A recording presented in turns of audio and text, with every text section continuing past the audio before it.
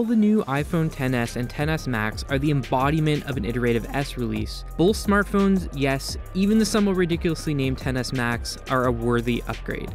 So let's quickly take a look at what's new this year. First off, both the XS and the XS Max look very similar to the iPhone X and include the same notch and edge-to-edge design as their predecessor. What's different is both the XS and the XS Max have the same features, which is likely why Apple dropped the Plus name it's used for its larger version of its smartphone for the last few years. The XS Max is absolutely huge, with its OLED display measuring in at 6.5 inches. During my brief hands-on time with the phone, I found its size a little unwieldy, but it might actually grow on me. The phones also now fully support HDR, feature improved stereo sound, thanks to what Apple says are improvements in the phone's secure enclave. Finally, the XS Max and the XS both now feature full IP68 water and dust resistance, and Apple's new more powerful A12 Bionic chip. The cameras, as you may have expected, have been upgraded too. The rear and front shooters still measure in at the same megapixels, but Apple says it has done machine learning work in the background to improve image quality.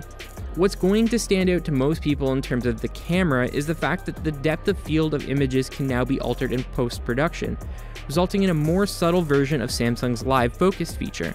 All in, I'm impressed with Apple's iPhone offerings this year, but definitely need to spend more time with both phones, particularly when it comes to camera performance. We'll have more on the iPhone XS and XS Max in the coming days, including a full review. Thanks for watching, and make sure to check out my more detailed written hands-on MobileSyrup.com.